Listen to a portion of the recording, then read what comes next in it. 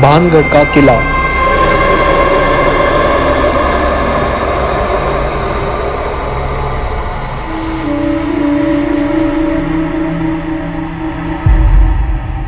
ये भानगढ़ का किला 16वीं सेंचुरी में बनाया गया था और ये राजस्थान में है। राजस्थान में रहने वाले लोग इसके इतिहास से वाकिफ हैं, इसलिए वो रात में तो क्या यहाँ दिन में भी जाना पसंद नहीं करते। गांव के लोग नहीं जाते हैं। गांव के लोग में शाम की 6 बजने के बाद में कोई भी नहीं जाता है, यहाँ नो एंट्री है। ये किला भगवत दास ने अपने बड़े भाई माधव सिंह के लिए बनवाया था। ये किला सरिस्का रिजर्व के बॉर्डर पर स्थित है, जो कि अलवर डिस्ट्रिक्ट के राजस्थान में पड़ता है। लेकिन जो लोग पैरानॉर्मल एक्टिविटीज में बिलीव रखते हैं वो यहाँ गए भी और यहाँ से सही सलामत निकले भी, लेकिन अपने साथ कुछ ऐसे सबूत लेकर आए जो शायद सही में काफी हैरत अंगेज थे, और वो हम आपको इस वीडियो में बताएंगे। पहले आइए जानते हैं क्या इतिहास है भानगढ़ का। तो यहाँ की कहानी यूं है कि बहुत साल पहले ये भानगढ़ एक बहुत सुंदर किला था और यहाँ आसपास काफी रौनक थी क्योंकि आसपास गांव थे। और यहाँ इस किले में एक बहुत सुंदर रानी रहती थी जिनका नाम रत्नावती था। ये रत्नावती उस समय की आसपास के राज्यों की सबसे सुंदर स्त्री थी और इस रानी पर नजर पड़ गई एक तांत्रिक की, जो कि रानी को किसी भी हाल में पाना चाहता था। उसे पता था अगर वो रानी से सीधा इजहार करेगा तो उसे मार दिया जाएगा, इसलिए उसने काले जादू को अपनाने का रास्ता चुना। रानी रत्नावती को अपनी सहेलियों के साथ बाजार जाना बहुत पसंद था। एक दिन एक इत्तर में काला जादू करके उस इत्तर को रानी तक पहुंचाने का उस तांत्रिक ने सोचा, इसलिए मौका देखकर वो तांत्रिक बाजार में इत्तर बेचने निकला और किसी तरह रानी को वो इत्तर बेचने में सफल हुआ। उस इत्तर में काला जादू किया हुआ था, जिसका असर कुछ यूं होता कि जो भी वो इत्तर को लगाएगा वो तांत्रिक की ओर खींचा चला जाएगा। इत्तर लेकर रानी अपने महल पहुंची और उस इत्तर को इस्तेमाल करने ही वाली थी कि इत्तर के काले राज रानी तक पहुंच गए और उस इत्तर की बोतल को उस रानी ने पहाड़ पे गिरवा दिया, जिसके कारण एक बड़े पहाड़ का टुकड़ा उस तांत्रिक की ओर खींचा चला गया और तांत्रिक उस पहाड़ के नीचे आकर मर गया। पर कहते हैं कि उस जमाने में अगर कोई किसी को श्राप देता था तो श्राप का बहुत बड़ा असर होता था। मरने से पहले उस बाबा ने श्राप दिया कि भानगढ़ कभी खुश नहीं रह पाएगा और जो भी इस किले में या इस किले के आसपास बसने आएगा वो कभी यहाँ रह नहीं पाएगा। उन बातों का असर कुछ यूं हुआ कि भानगढ़ पर कुछ दिन बाद हमला हो गया और वहाँ कई लोग मारे गए। उसके बाद यहाँ कोई बस नहीं पाया। एक और कहानी है जो बड़ी ही फेमस है और वो ये है कि यहाँ पर एक चुड़ैल थी जो रत्नावती की सुंदरता से बड़ी ही नफरत करती थी और वो रत्नावती को मारना चाहती थी, इसलिए उसने काला जादू किया रत्नावती पर और वो जादू उस चुड़ैल पर ही भारी पड़ गया। उस दिन के बाद से यहाँ आसपास उस चुड़ैल का साया है और उस चुड़ैल ने यहाँ रहने वालों का जीना मुश्किल कर दिया। एक और कहानी जो बहुत फेमस है जिसे आसपास के लोग बहुत मानते हैं वो ये है कि भानगढ़ बनने के बाद यहाँ एक बाबा रहने आया जिसने एक श्राप दिया कि अगर किसी ने उसके घर से बड़ा घर बनाया या किसी के घर की छाया उस बाबा के घर पर पड़ी तो उस दिन से भानगढ़ का विनाश शुरू हो जाएगा। ये सारी बातें कितनी हद तक सच है ये तो आज हम भानगढ़ की हालत देखकर बता ही सकते हैं, लेकिन क्या हालत हुई होगी भानगढ़ के पास रहने वाली जनता की, इस बात की सच्चाई तो हमें नहीं पता कि आखिर क्या हुआ भानगढ़ के साथ, जिसकी वजह से ये पूरा उजड़ गया और इस कदर उजड़ा कि दोबारा कभी बस ही नहीं पाया। यहाँ भानगढ़ में कुछ पैरानॉर्मल है, इन बातों को यूं ही नहीं कह सकते जब तक यहाँ पर पैरानॉर्मल टेस्ट ना हो, इसलिए यहाँ बहुत पैरानॉर्मल टेस्ट हुए जिसमें कई इन्वेस्टिगेटर्स यहाँ रात को रुके और सच जानने के लिए हॉन्टेड फैक्ट्स उन्होंने अपने इक्विपमेंट्स के थ्रू इकट्ठे किए। यहाँ कई न्यूज़ चैनल ने न्यूज़ कवर की और किसी न किसी पैरानॉर्मल इन्वेस्टिगेटर के थ्रू यहाँ रुके। आज तक की टीम यहाँ 2 बार आ चुकी है और इस किले में रात को रुककर उन्होंने बहुत सबूत इकट्ठे किए हैं। आइए जानते हैं क्या किस्से कहानियां हैं जो किले को हॉन्टेड बनाते हैं।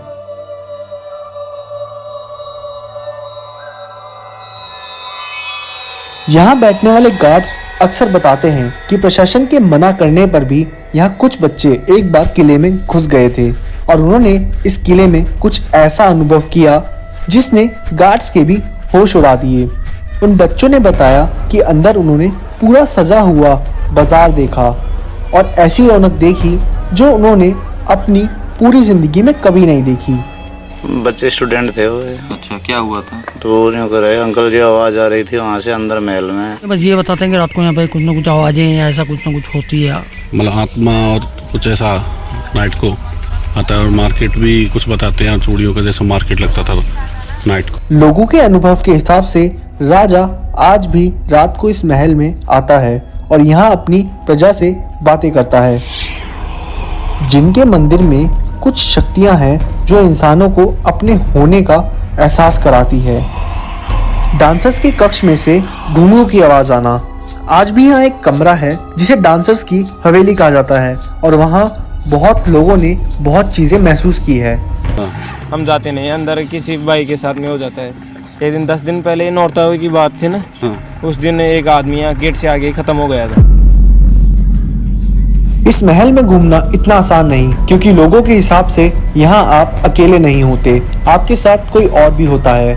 और भी कई जगह है इस किले में जो कि हॉन्टेड है और इसे हॉन्टेड बताने वाले हम नहीं, ना ही न्यूज़ चैनल है, बल्कि प्रशासन भी इस बात पर यकीन करता है और शायद आज आप भी इस किले को हॉन्टेड मान ही ले।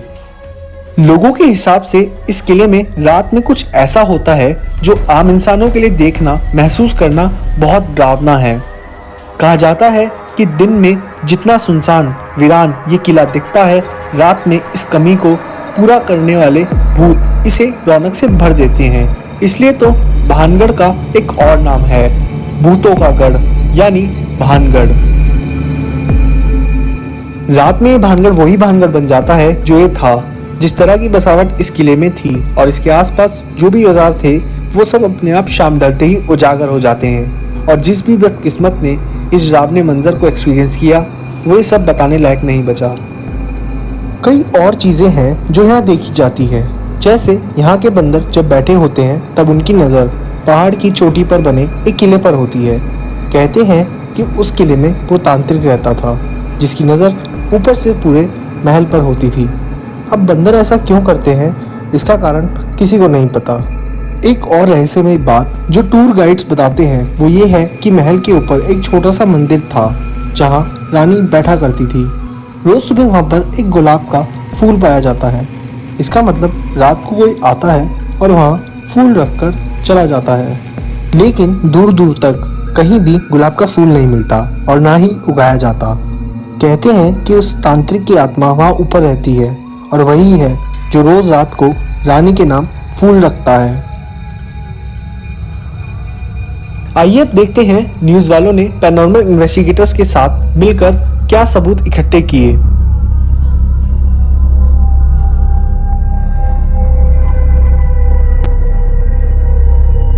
सबसे पहले न्यूज़ की टीम और पैरानॉर्मल इन्वेस्टिगेटर पहुंचे जिनके मंदिर।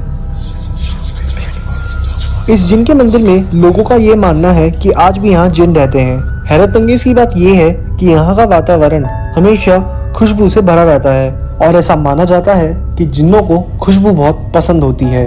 यहाँ की खुशबू क्यों बदल रही है? जैसे मैंने आपको बताया ये जिन्नों का अभी भी ये जिन्नों की गुफा मानते हैं, तो यहाँ अभी भी आज भी अगरबत्ती हो या धूप हो, ऐसे कुछ ये जिन्नों को प्रसन्न करने के लिए आज भी इस्तेमाल किया जाता है। करते हैं इस कमरे का हाल बताएं तो इस कमरे में सिर्फ आकृति है जो दीवारों पर बनी है। यहाँ पर आज तक की टीम का कोई भी इंस्ट्रूमेंट वर्क नहीं करा, पर आगे एक गुफा थी जिसमें सिर्फ अंधेरा था। जहाँ जाने की कोशिश पैरानॉर्मल इन्वेस्टिगेटर ने की तो वहाँ पर चमगादड़ों ने उन पर हमला कर दिया। इन्वेस्टिगेटर्स चमगादड़ों को नुकसान नहीं पहुंचाना चाहते थे, इसलिए उन्होंने यहाँ की इन्वेस्टिगेशन रोक दी और वो आगे बढ़े। आगे बढ़ने के बाद वो पहुंचे राजा के महल, जहाँ ये बताया जाता है कि आज भी वहाँ दरबार लगती है और एक खजाना भी है जो भानगढ़ के किले में छुपा हुआ है, जिसे बचाने के लिए राजा के रक्षक हैं। इस टीम ने अपनी तहकीकात शुरू की, जहां उन्होंने इस्तेमाल किया EMF रीडर। EMF रीडर यानी इलेक्ट्रोमैग्नेटिक फील्ड रीडर जो कि ऐसी तरंगों को पकड़ता है जो कि बिजली से बनती है, और आत्मा भी अपने होने का एहसास इसी तरंगों से बताती है। इस महल में हर जगह EMF रीडर नेविगेट किया और EMF रीडर में चेंजेस दिखे। इसकी सुई एकदम से मूव हुई, जिसका मतलब वहाँ कोई एनर्जी तो थी। इस रीडर में एक क्वेश्चन के बाद बहुत फ्लक्चुएशंस हुई, और वो क्वेश्चन था, क्या यहाँ कोई है? इस क्वेश्चन के बाद EMF रीडर में हरकत देखी गई, लेकिन उसके बाद धीरे धीरे EMF रीडर बिल्कुल नॉर्मल हो गया। ये क्या था, ना तो आज तक की टीम समझ पाई और ना ही इन्वेस्टिगेटर्स, पर जो भी था बहुत दिल दहला देने वाला था। इन्वेस्टिगेटर अक्सर डायरेक्टली बात करते हैं, और उन्होंने राजा के महल में एक डायरेक्टली क्वेश्चन पूछा, और वो क्वेश्चन ये था कि अगर उस राजा के महल में कोई और भी है तो वो आवाज़ करके बताए। और जैसे ही ये बात बोली तो एकदम से किसी चीज़ के टकराने की आवाज़ आई। क्वेश्चन करने के बाद इस आवाज़ का आना बहुत ही अजीब था। ये आवाज़ किसकी थी? ये सवाल इन्वेस्टिगेटर्स को परेशान कर रहा था। यहाँ महल में कई जगह EMF रीडर कामयाब हुआ, इसलिए इस EMF रीडर को आगे भी इस्तेमाल किया गया और एक और कमरे में EMF रीडर को लगा दिया गया। वहाँ गौरव ने क्वेश्चन किया कि अगर इस महल में कोई और है तो वो इस EMF रीडर के पास आकर बताए। और जैसे ही ऐसा एक क्वेश्चन बोला गया, उसके बाद ही EMF रीडर में फ्लक्चुएशन हुई, जैसे कि कोई नेगेटिव एनर्जी उस EMF रीडर के पास आई हो। ये फ्लक्चुएशंस EMF रीडर में होना बहुत ही अजीब था, और ये सब तो पैरानॉर्मल एक्टिविटीज को इशारा कर रहा था। अब एक बात जो डांसर्स की हवेली में सुनाई देती है वो थी घुंघरू की आवाजें, और इस कमरे में सच में वो आवाजें आज तक की टीम ने नोटिस की। भानगढ़ के किले में एक कॉरिडोर है जिसे बहुत भूतिया माना जाता है, और वहाँ पर एक फिगर कैमरे में रिकॉर्ड हुई थी। ऐसी एक पिक्चर इंटरनेट पर बहुत वायरल हुई थी। इस बात में कितनी सच्चाई है, इसलिए अब इन्वेस्टिगेटर्स इस कॉरिडोर में गए। यहाँ इन्वेस्टिगेटर की टीम ने इंफ्रारेड मोशन सेंसर यूज किया, जो किसी भी तरह के मोशन पर जल उठता है, और उसे इस कॉरिडोर में सेट कर दिया गया। और फिर कुछ मिनट बाद वो सेंसर जल उठा। ये कैसे हुआ? क्या सच में वो कॉरिडोर हॉन्टेड है? यकीन कीजिए, सबूतों को देखकर हमारे लिए भी वीडियो बनाना बहुत डरावना है।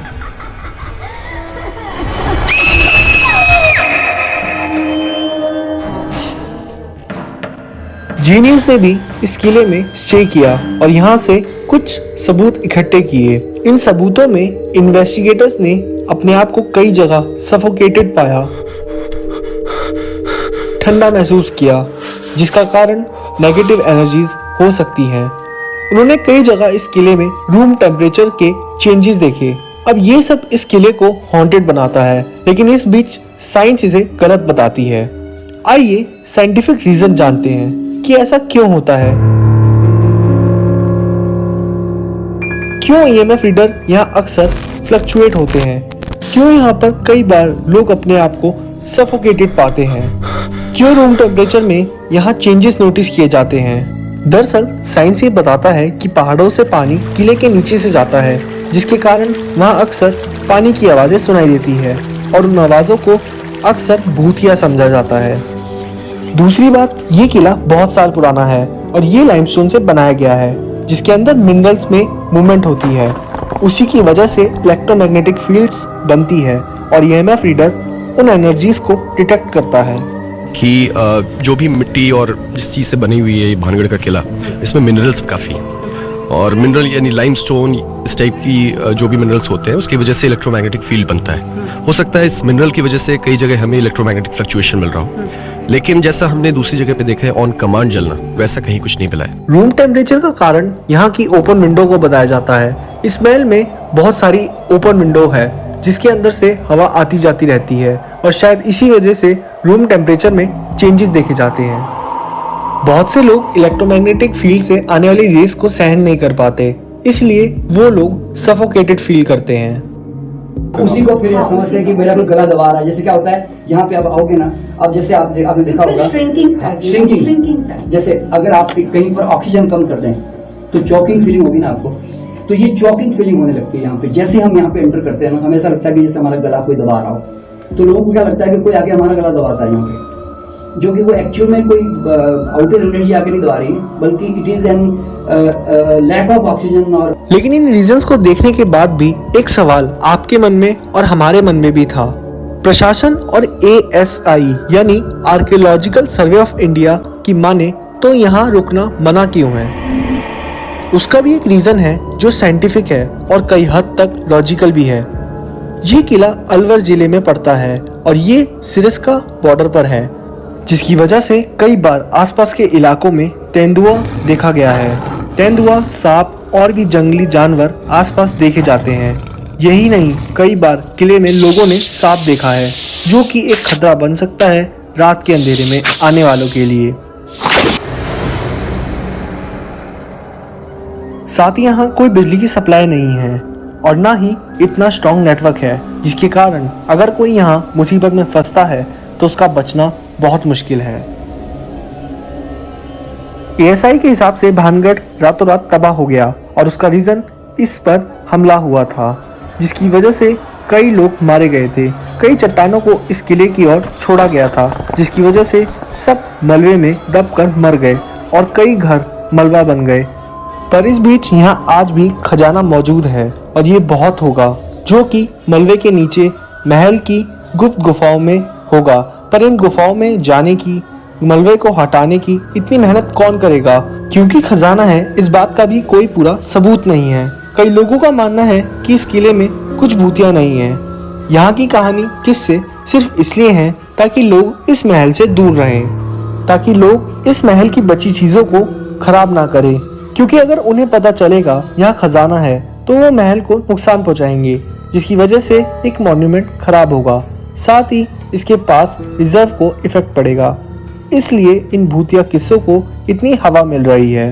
वैसे भी अगर देखा जाए, जो तांत्रिक था वो इतना शक्तिशाली कैसे हो गया कि उसके एक श्राप पर पूरा भानगढ़ श्रापित हो गया? ऐसे कैसे हो सकता है, जबकि उसने अपने काले जादू का प्रयोग गलत हिसाब से किया और वो एक गलत इंसान ही था। देखा जाए तो नेगेटिव एनर्जीज का होना भानगढ़ में ये कोई डिवाइस कंफर्म नहीं करती और ना ही यहाँ पूरी तरह साइंटिफिक रीजन सप्लाई होते। कमाल की बात तो ये भी है कि यहाँ हमला हुआ, ऐसा कोई हिस्ट्री इंसिडेंट भी नहीं लिखा गया। शायद हम लोग आज भी भानगढ़ की हिस्ट्री से अनजान हैं। आज की इस वीडियो में बस इतना ही, पर जाते जाते आप सभी लोगों से एक सवाल, आप लोगों का क्या मानना है? क्या सच में साइंटिफिक रीजंस की वजह से यहाँ पर कोई बस नहीं पाता, या फिर आज तक हम भानगढ़ की हिस्ट्री से अनजान हैं? इस बात पर अपनी राय ज़रूर दीजिएगा।